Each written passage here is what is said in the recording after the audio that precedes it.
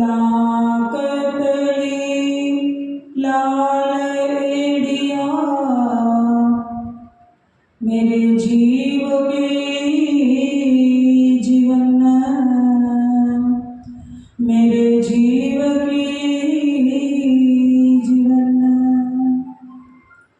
इन पाँव तले पड़ी रहूं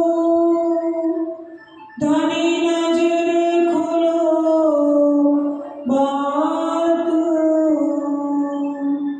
पलन वालो निरखुने प्रेम मेरे जीव के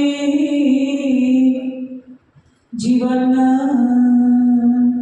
मेरे जीव के जीवन खिलवना रोहन की जो ईश्वर हो असाला ये मातुन बाबा अर्श की बीच न आवे फना अकाल बीच न आवे फना अकाल खिलवत रोहन की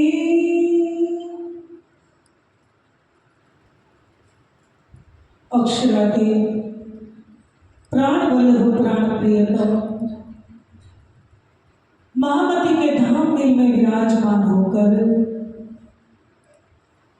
हम सभी ब्रह्म प्रियाओं को इस खिलवत ग्रंथ के माध्यम से ये ईश्वर ये प्रेम जो इस संसार में नहीं था सो निराकार के पार सो धुनी पावे क्यों कर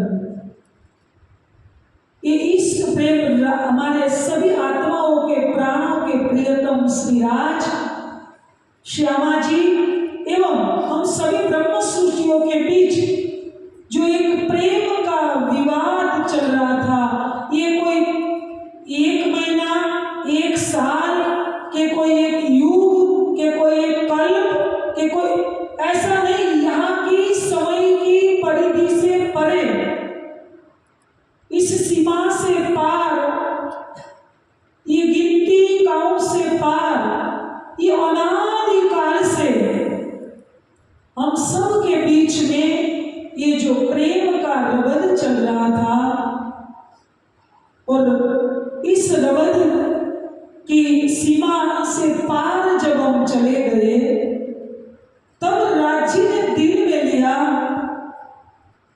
कि एक बादशाही अरस की और वाहिदत का इश्क ये देखलावन ने रूहों को दिल में लिया तब जाके राज्य ने दिल में लिया कि परम धाम की जी हमारी साहेबी है और परम धाम का जो प्रेम है ये मैं अपनी रूहों को दिखाऊं और उसी को पता चले कि परम धाम का ये जो राज्य के दिल का प्रगट स्वरूप ये जो गंजान गंज अनंत प्रेम और ये जो गंजान गंज अनंत आनंद के सागर में ये अनादिकाल से पीड़ा कर रही थी इसी के अंदर विहार कर रही थी लेकिन उसी को ये पता नहीं था कि पूरा परम धाम के 25 पक्ष यावत संपूर्ण सामग्री न्यामत ये राज्य का दिल का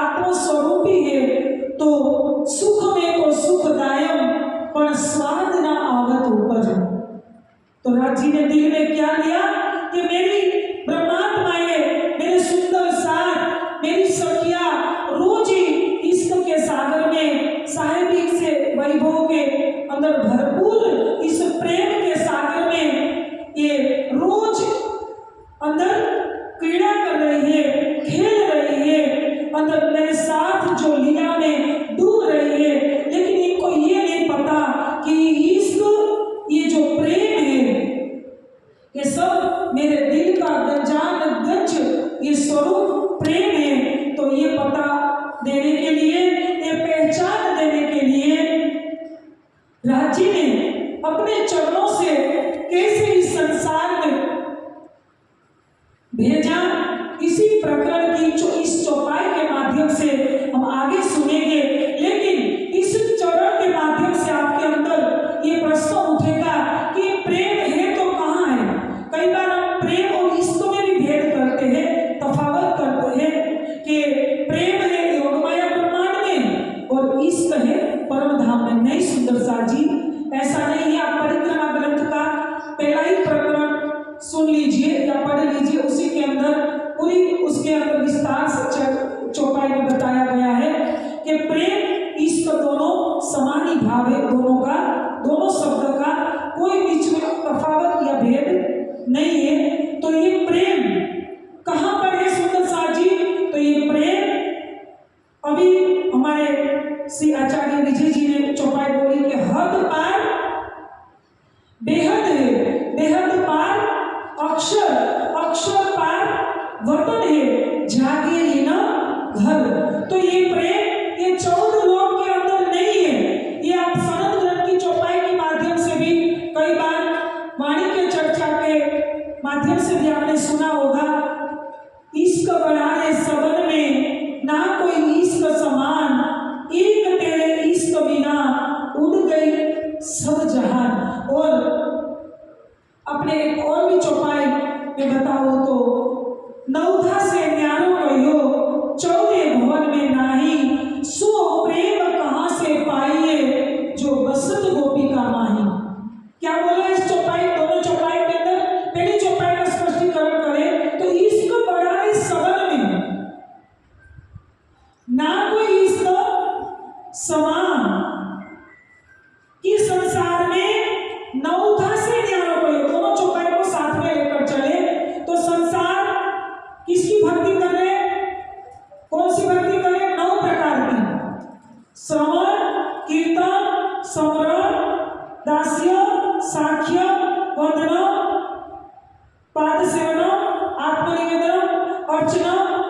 तो ऐसी जो 9 प्रकार की भक्ति संसार के जीव जो कर रहे, उसी को ये पता नहीं है कि 9 प्रकार की भक्ति के अंदर कहीं प्रेम की थोड़ी सी सुगंधी नहीं है। और परमात्मा तो प्रेम के स्वरूप है, तो परमात्मा तो प्रेम से पाया जा सकता है, नहीं श्रवण से, नहीं कीर्तन से, नहीं वंदन से, नहीं आत्मनिवेदन से, नहीं पाद सेवन। तो ये जो 9 प्रकार की भक्ति तो वैकुंठ तक की है। ये प्रकार की जो 9 प्रकार की भक्ति करेंगे तो वैकुंठ तक पहुंचा जा सकता है। लेकिन महाप्रलय के अंदर 5 तत्व, 3 गुण और 14 लोक का तो नाश हो जाएगा, तो फिर हमारा जीव का ठिकाना कहाँ रहेगा? इसलिए बोला इश्क बढ़ाए सबन में ना कोई इश्क समान, एक तेरे इश्क बिना, मतलब प्रेम नहीं आया तो सब कुछ फीका है।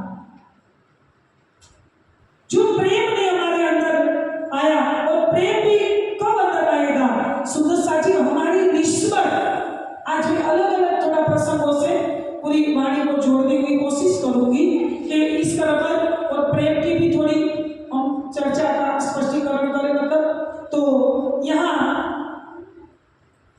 बताया कि हाँ निस्बत, कि हमारी निस्बत जो राज्य के साथ नहीं होगी, अक्षराधीन प्राण वाले प्राणनाथ के साथ नहीं होगी, तो भी हमारे साथ हमारे अंदर प्रेम नहीं आएगा। तो यहाँ प्रेम की, और प्रेम जब अंदर आ गया तो यही बात परिक्रमा ग्रंथ के पहले प्रकरण की पहली चौपाई में कही, अब कहूँ रे इश्क की बात, अब कहूँ रे इश्क की बात, इश्क शब्दा तीन साखिया। यहाँ महामती अपने स्वरों में क्या कहें कि हे मेरे प्राणदार सुंदर साथी एवं प्रिय आत्मजनों, मैं आपको ऐसे प्रेम की बात कहने जा रही हूँ कि शब्दों की परिधि से परे है, ये हमारी बुद्धि से परे है, ये हमारी मन और वाणी से परे है। मैं फिर दोहरा रही हूँ, ये जो प्रेम की बात अब धाम की कृपा से जो रखी जा रही है, आपके सामने प्रस्तुत की जा रही है, ये बात कोई बुद्धि के धरातल पर नहीं की जा सकती। तो आप कि दीदी आप तो अपनी बुद्धि और मन के धरातल पर शब्दों से तो कह रहे हो प्रेम की बात, लेकिन यहाँ साक्षात स्वरूप वांगमय स्वरूप श्रीनाथ जी का ज्ञानमय केवल सामने विराजमान है। और ये वाणी आवेशित वाणी है, पूर्णतः परमात्मा श्रीनाथ जी प्राणनाथ जी की आवेशित वाणी है। ये चौपाई के माध्यम से प्रयास किया जा रहा है और ये कहने वाले भी कौन है? स्वयं नाथ जी और महामती ईश्वरों में कही जा रही है। तो यहाँ मैं जो भी बात आदि छोड़ी कि मन वाणी और बुद्धि से परे की बात है।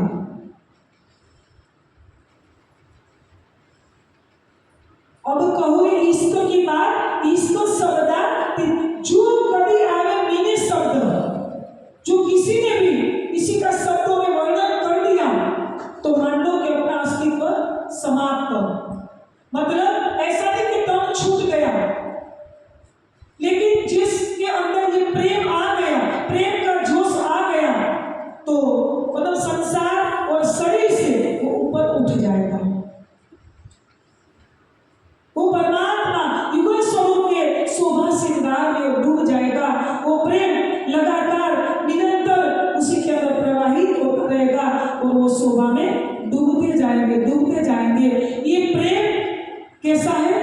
तो बोले कि प्रेम आने के बाद तो ये संसार का वैभव या संसार या क्या पूरी पृथ्वी नहीं, पूरे 14 लोक का वैभव भी कोई आपको समर्पित कर दे, आपके चरणों में रख दे, समर्पण कर दे, तो ये भी ठोकर मार देगा। जिसने इसकी सुगंधी या इस स्वरूप का दर्शन कर लिया, या मतलब चाहे कितना भी कोई लालच दे दे।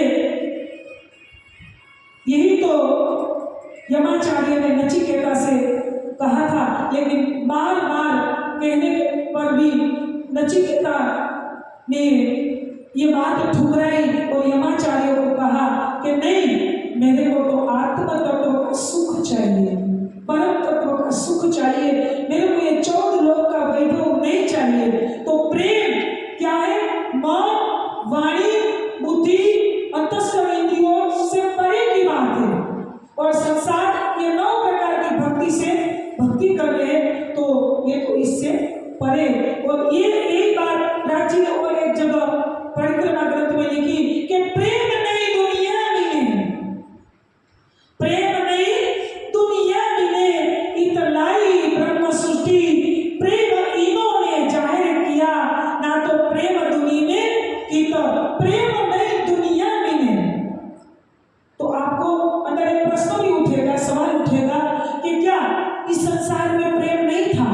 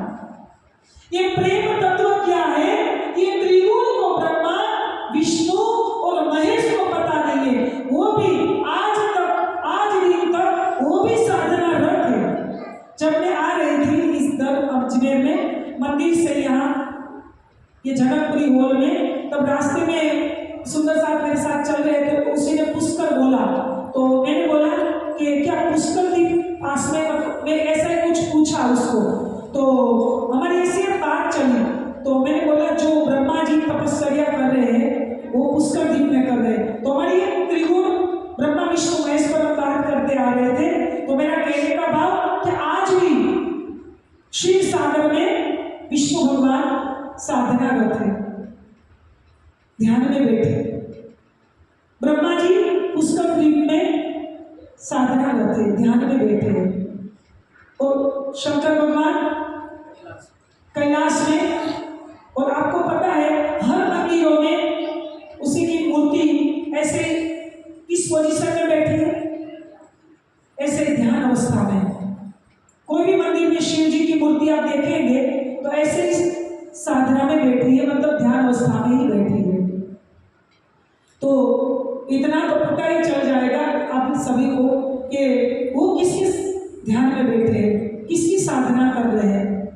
तो देखो त्रिगुण भी किसके ध्यान में बैठे, इस परमात्मा के प्राप्ति के लिए वो भी साधना रहते। तो ये त्रिगुण के पास प्रेम नहीं है, ये प्रेम। और अभी मैंने बोला ना कि सो निराकार के पार सो मुनि पावे क्यों कर, तो सुंदर साजी ये परम धाम में ये प्रेम। तो ये परम धाम कहाँ आया, उसी का भी थोड़ा थोड़ा मैंने बोला ना, सिर्फ इसी चौपाई पर ही हम लगातार नहीं चलेंगे। बीच बीच में दीदी ने बोला है कि सबको एक निस्बत की पहचान करवानी है सुंदर साथ को, क्योंकि पहले थोड़ा एक नींव से, एक बेस से आपको समझाना है सब सुंदर साथ को, एक फाउंडेशन तैयार करना है। तो एक चौपाई पर पूरी नहीं जाऊंगी, अलग अलग प्रसंगों के माध्यम से मैं जरूर राजी की मेहर से समझाने का प्रयास करूंगी। कि अभी मैंने बताया कि हद पार बेहद है, बेहद पार अक्षर, अक्षर पार वतन है जागे घर। मैं पूरी विराट पर तो नहीं जाऊंगी इस चौपाई में, कि हमारे आचार्य श्री विजय जी जब चर्चा के लिए मंच पर विराजमान होंगे तब उसी के मुखारबिंद सब विस्तार से सुनेंगे। लेकिन मैं थोड़ा कुछ उसी चौपाई को लेकर आपके सामने रखना चाहती हूँ।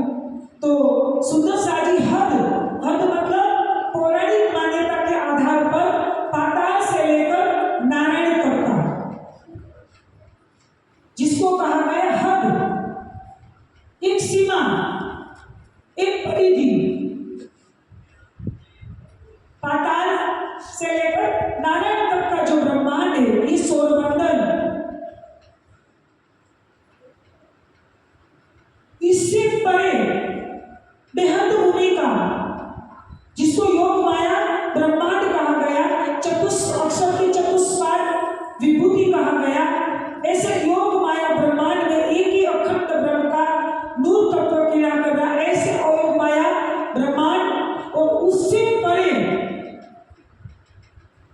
जो दिव्य परम धाम, हद पार बेहद, बेहद पार अक्षर, और अक्षर से भी परे जिसको संप्रदाय, जन संप्रदाय पद्धति में बोलते हैं घर अक्षराती निवास।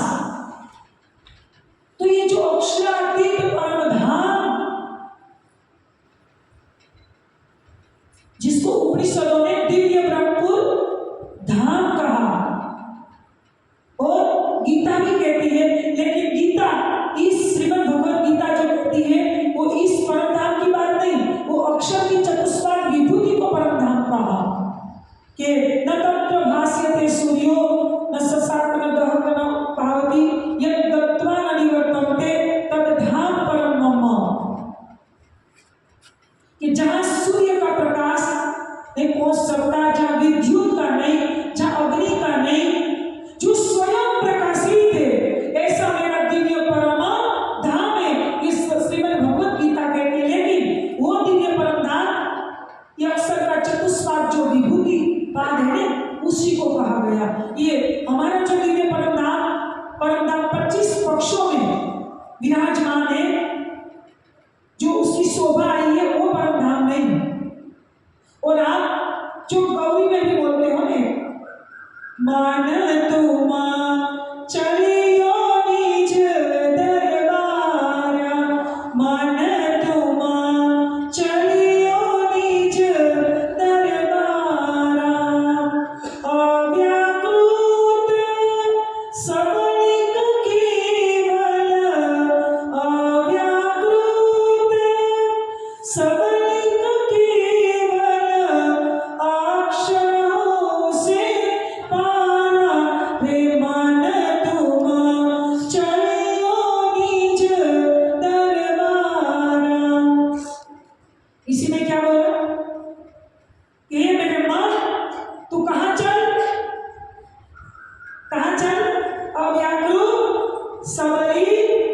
केवल और सब स्वरूप, मतलब मन का स्वरूप, चित्त का स्वरूप, बुद्धि का स्वरूप और अहंकार, ये चारों पाद को पार करके कहा अक्षर को भी पार कर दे। अक्षर मतलब ये हमारे परम धाम के रंगमोह और अक्षरधाम आमने सामने ही आए, लेकिन अक्षरधाम भी पार करके तू कहाँ चल, तो बोले हमारा जो रंग मोहन है, नौ भोग और 10वीं आकाशी वाला, ध्यान से सुनना, थोड़ा थोड़ा वर्णन मैं ये भी जैसे जैसे ये प्रसंग आएगा तो मैं बताती जाऊंगी।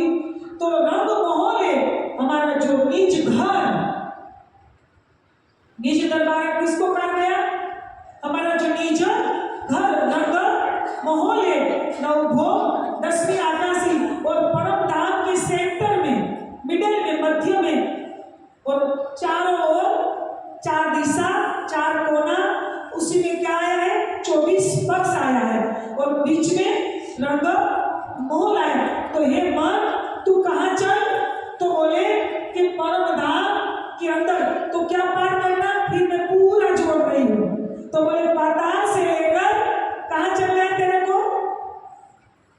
नारायण तक नहीं, नारायण से चतुष्पाद विभूति भी नहीं, इससे पहले अक्षर भी नहीं, अक्षर से पार परम धाम में आपने प्रवेश किया तो सर्वरस सागर को भी छोड़ो, फिर छोटी रात हवेली, और उसके बाद बोलते जाओ, पता है वन की नहरें, फिर माणिक पहाड़ के गिरद में महावन, मधुवन और बड़ोवन, फिर उसके बाद जड़ों की नहरें, फिर अक्षरधाम सर्वरस सागर की ओर से आ रहे तो अक्षरधाम के पीछे की जो वनों की शोभा अक्षरधाम, उसके सामने 7 वन के लिंबोई, अनार, अमरूद, जामुन, नारंगी और बट, और आगे सामने जमुना जी जो अक्षरधाम और बड़धाम के बीच में, और फिर हम केल पुल से बटपुल कहीं से भी होते हुए फिर पाल पर चलते हुए अमृत वन की रोश से, थोड़ी हम चितवनी के रूप में भी समझ ले कि कुल मिलावे में कैसे पहुंचा जा सकता है, ठीक है, खुली आंखों से ऐसे वर्णन करके भाव में, एक भावनिकता में डूबा जा सकता है। तो हम अमृत वन की रोश पर चलते चलते चलते चांदनी चौक की ऐसी नूरमयी हीरा कड़ी देख बालू जो बिछी हुई है, और इसी पर हमारे चरण कमल नूरी दिव्य स्वरूप के साथ चलते चलते चलते रंगमोहन की सीढ़ियां चढ़ते हुए, सीढ़ियां पर भी अनेक प्रकार की रंगों की पसमी जो गिलम बिछी हुई है, इसी के अंदर कोमलता, चेतनता, सुगंधी और प्रकाश, नूर ही नूर निकल के आकाश तक टकरा रहे हैं। तो ऐसी शोभा को, सुंदरता को महसूस करते हुए हम आगे बढ़े तो आगे कहाँ पहुंचे, धाम चौक में। धाम चौक की हमारी दाई और बाई चबूतरा पर की सुंदर मेहराबें और धाम दरवाजे की शोभा आपने सुनी होगी। धाम दरवाजे की शोभा के सेतुया रंग की चौखट, हरे रंग की फ्रेम, दर्पण रंग का कमाल दरवाजा, और उसी के अंदर जब प्रवेश किया तो 28 स्तंभ का चौक। सुंदर सा जी किसका वर्णन हो रहा है, कहाँ की शोभा का हो रहा है, मैं बीच बीच में थोड़ी रुक के आपको समझाने का प्रयास भी जरूर करूंगी कि आपके दिल में भले थोड़ा ही सुने, लेकिन उस शोभा में डूबने का जरूर प्रयास करें कि मेरे को रोज इस शोभा में डूबना है, मेरे को ध्यान चितवनी के माध्यम से कुल मिलावे तक पहुंचना है। तो कैसे पहुंचा जाए, ऐसी शोभा को निहारते निहारते और इसी के अंदर डूबते डूबते डूबते हम कहाँ पहुंचे 28 स्तंभ के चौक के आगे। तो पहला क्या आएगा 28 चौक के आगे, रसोई की हवेली। हमारी भी रसोई की हवेली है ना सामने।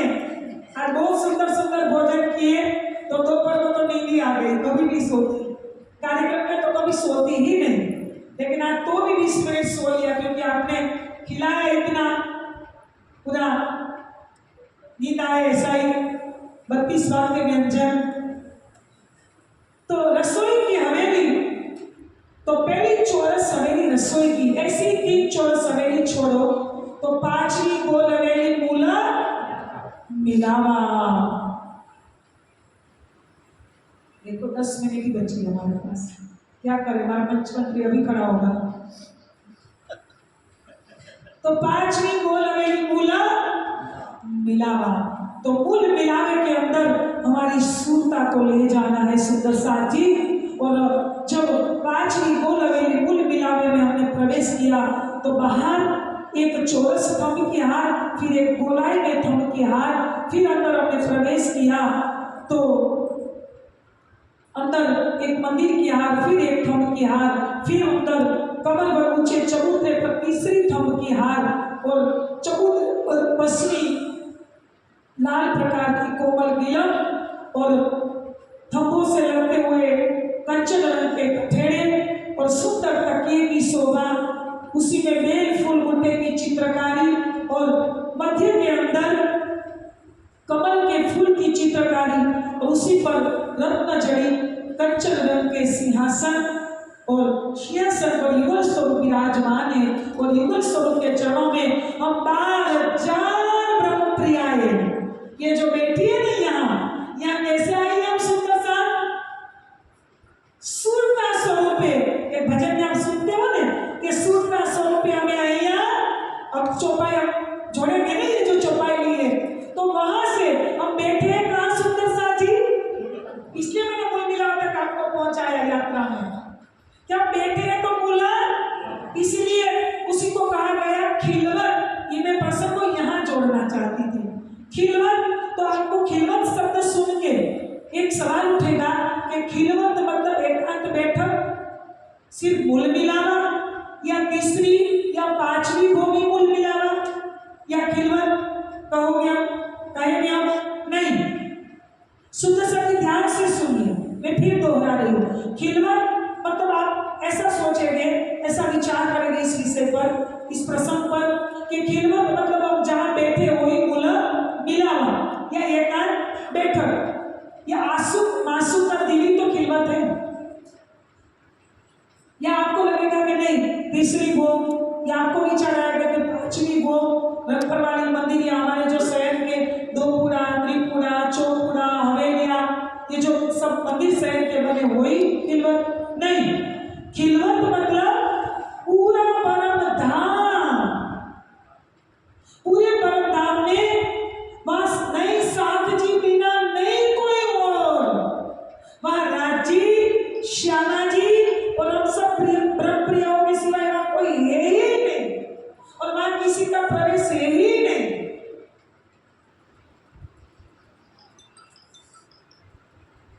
तो परम धाम का जो 25 पक्ष है वो राजी का आत्म स्वरूप, राजी का दिली तो 25 पक्षों के रूप में लीला कर रहा है। तो 25 पक्ष परम धाम का खिलवत है।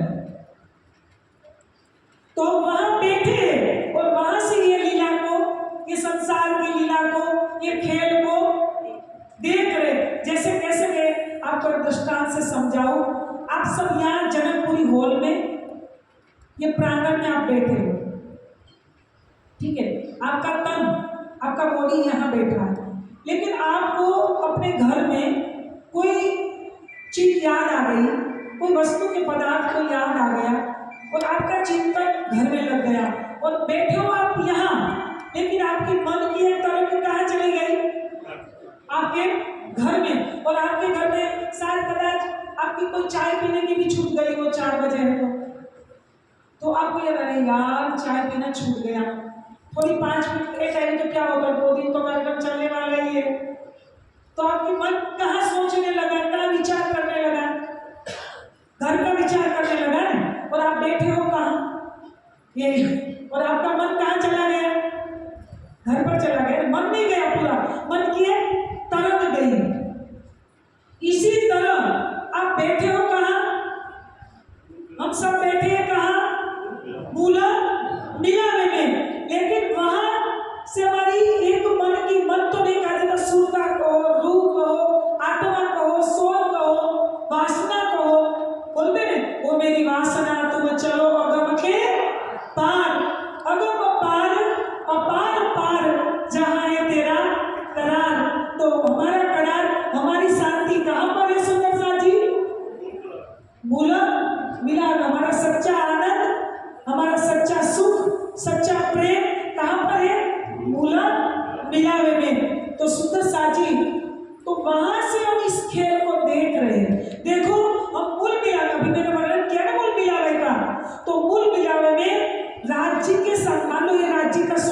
विराजमान है सिंहासन पर, ठीक है, युगल स्वरूप। आप जैसे बैठे हो, मैं यहाँ से बैठी, यहाँ बैठी हूँ, ठीक है। हमारा नेत्र भी राज्य से मिले हुए, नेत्र से नेत्र, आई कॉन्टेक्ट, नेत्र से नेत्र भी मिले हुए हैं। लेकिन जैसे फिर मैं दृष्टांत से समझाऊं, आप भी, मैं चर्चा कर रही हूँ अभी, ठीक है, मंच पर बैठ के, यहाँ आप चर्चा सुन रहे हो नीचे बैठ के, मेरे को लग रहा है कि आप कितने एकाग्र हो गए, एकदम कंसंट्रेशन के साथ आपकी एक सुरता पूरी एकाग्रता के साथ यहाँ सुन रही है। लेकिन आपका मन की एक तरंग घर पे चली गई, अब चाय या कुछ भी याद आया, तो क्या यहाँ से जो चर्चा की जा रही है क्या आपके अंदर जाएगी? आप देख तो मेरे सामने रहे हो मतलब, लेकिन आपकी मन की तरफ क्या चली गई है घर में, तो मेरी आवाज आपके कानों में भी जाएगी लेकिन सुनाई, आप उस पर विचार कुछ चिंतन मनन कर पाओगे नहीं। क्यों? आपकी मन की तरफ, मन एक ही है ना हमारा, वो तो वहां चला गया। उसी तरह हम बैठे हैं कहाँ? मूला, ध्यान से सुंदर साजी, हम कहाँ बैठे दीदी? मूला मीरा में, राज्य के सामने हमारे नेत्र भी खुले हैं, लेकिन हम देख रहे राज्य को नहीं, मूल मिलावे को नहीं, नीचे की नीलम को नहीं, सिंहासन को नहीं, कोई बात जो ऊपर चंद्रमा मोती की झालर, हमारे 12,000 ब्रह्मात्माओं के जो परात्म तन में विराजमान है युगल स्वरूप के चरण कमल में, ये सब कुछ हमने विस्मृत कर दिया, हम भूल गए, सब हम भूल गए और हम इस खेल को देखने लगे। तो यहाँ हमारी सुरता आ गई है, लेकिन यह आने से पहले मैं, अब ये चौपाई का हमारे पास 3 से 4 मिनट है, तो मैं 4 मिनट के अंदर फिर दोबारा समय मिलेगा राज्य की महर से, तो अगले फिर दोबारा ये रस्म में हम जोड़ देंगे। तो यहाँ ये चौपाई खिलवत और रोहन की जो इसका रूह असल है, तो हमारी जो खिलवत मूल मिलाप, अभी वर्तमान हम यहाँ आए हैं खेल में, यहाँ बैठे हैं, तो अभी हमारा 12,000 तन परात्म तन मूल मिलाप में, मतलब हमारा मूल मिलाप क्यों कहा गया? क्योंकि हमारा मूल तन वही बैठा है।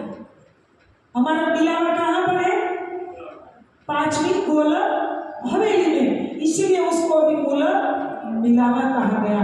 तो वहाँ सुंदर सा जी हम बैठे, और वहाँ मैंने अभी बीच में भी बात रखी थी, वो बात को मैं जोड़ के इस चौपाई के भाव को पूर्ण करें। तो सुंदर सा जी वहाँ अनादिकाल से हमारी ऐसी प्रेम के विवाद रोज ही हमारा राज्य के साथ चल रहा था, अनादिकाल से। यहाँ की घृणा, ईर्ष्या, द्वेष, राग, क्रोध ऐसी वाली विवाद नहीं, वहां तो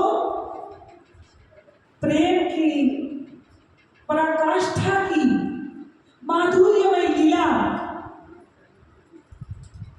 और एक दिन ऐसा इस रमद की एक सीमा से हम पार हो गए,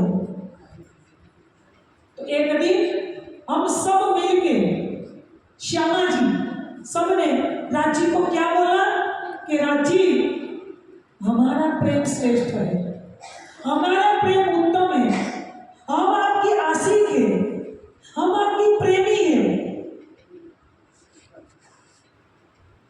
मैंने बोला कि परम धाम का ये गोपनीय, ये रहस्यमय प्रेम का ये चौपाई उद्घाटन कर रही है।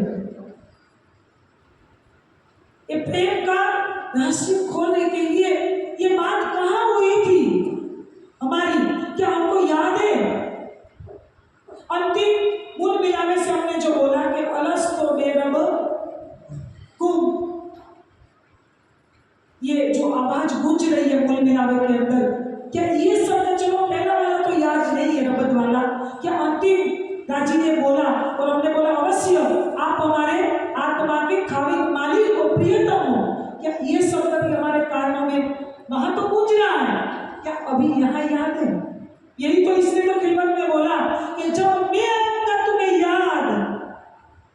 कल ही बैठोगे जाग।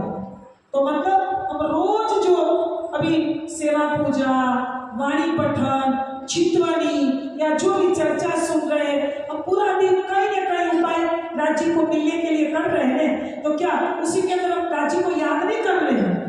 तो यहाँ तो राज्य ये कह रहे कि जब मैं आऊंगा तुम्हें याद, तभी बैठोगे जाग। जैसे मैं आपको याद आऊंगा तो आप तो सोचेंगे कि नहीं, हम तो चलते फिरते खाते पीते अब राज्य तो कर रहे हैं, वाणी पढ़ते हैं, ध्यान चिंतवनी में राज्य को याद करें।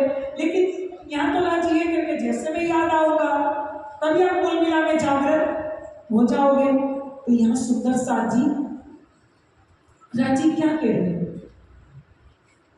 कि हम अनादिकाल से प्रेम विवाद कर रहे थे। तो राज्य ने ये सोचा कि अब तो मैं अपनी रूहों को ये परम धाम की साहेबी और वहां का इश्क दिखा के ही रहूंगा।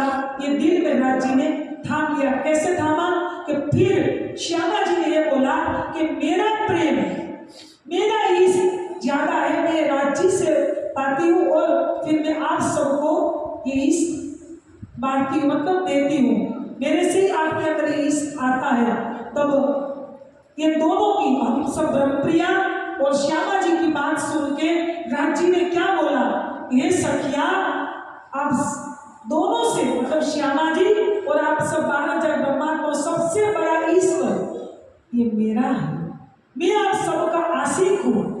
ये सबके दिलों में जो प्रेम है गंजान गंज, ये सब प्रेम मेरे दिल का ही प्रकट स्वरूप है। लेकिन हम थोड़ी मानने वाली थी, और ये बात भी परमधाम में सही थी, क्योंकि वहीं जो ये निर्णय हो जाता कि हम मेरा ही प्रेम बड़ा है, सखिया कहे और श्यामा जी कहे मेरा ही प्रेम बड़ा है, तो वहीं उसका तफावत निर्णय हो जाता। ठीक है, तो फिर ये खेल बनने की कोई जरूरत ही नहीं पड़ती, और खेल में हम नहीं आते। तो परमधाम की जो राज्य के दिल की जो पूर्ण पहचान करनी थी, अनादिकाल से रहते हुए राज्य के दिल के गंजान गंज इश्क और अनंत आनंद की हमने पहचान रहते हुए नहीं की थी। बस 1 मिनट में ये प्रसंग को पूर्ण करते हुए, सुंदर साथ जी जैसे एक बच्चा, आपका बच्चा अपने घर में बहुत सुख सुविधा में पल रहा है, और एक दिन आपने पढ़ाई के लिए कहीं और आउट स्टेट, बैंगलोर, कर्नाटक की ओर या कहीं और स्टेट में आपने पढ़ने के लिए भेज दिया, और वहाँ जब छात्रावास या हॉस्टल में रह के पढ़ना होता तो वहाँ घर जैसी सुविधा मिलेगी क्या? तब बच्चों को पता चलेगा कि घर क्या है और हॉस्टल छात्रावास क्या है। इनमें दृष्टांत से समझाया। तो सुख में तो सुख दायम पर स्वाद न आवर ऊपर। तो हम परमधाम में अनादिकाल से लीला में डूबी थी, लेकिन वहां राज्य की साहेबी, हमारे परमधाम की साहेबी और प्रेम की पहचान वहां नहीं हुई। तो राज्य ने दिल में लिया, और दिल में लेते ही सुंदर साजी अक्षर के दिल में कौन सी बात रखी? कौन सी बात रखी? तेरे हर के दिल में तापी छाए माए नूर के परमधाम में एक पासा यश की और वाहिदत का, इसलिए भी मैंने बोला। और अक्षरादि के मोहल में प्रेम इसक बरतर सो सुध अक्षर को नहीं जो किन विध के कर। तो हमारी प्रेम और आनंद की लीला अक्षर को, सफल अक्षर को पता नहीं था, और अक्षर पल में कई करोड़ों नेम के पावे, पल में इशारत कई कोट ब्रह्मांड उपजन खबर के करोड़ों ब्रह्मांड बनाते और मिटाते, ये हमको पता नहीं था। तो दोनों की इच्छा को पूर्ण करने के लिए राज्य ने दिल में ये इच्छा की कि मेरी साहेबी और प्रेम की पूर्ण पहचान मेरी ब्रह्म प्रियाओं को कराऊं। और ये इस करबद्ध का पूरा प्रकरण कहने का पूरा सार यही है। तो सुंदर साजी बस इतना कहकर मैं यहाँ वाणी को विराम दे रही हूँ। बोलिए श्री प्राणनाथ। दोबारा बैठने का अवसर मिलेगा तो इस चौपाई को उसी में प्रसंग को जोड़ देंगे। चौपाई दोहराए। खिलवत रुहन की जो ईश्वर हो असाला, जो ईश्वर हो असाला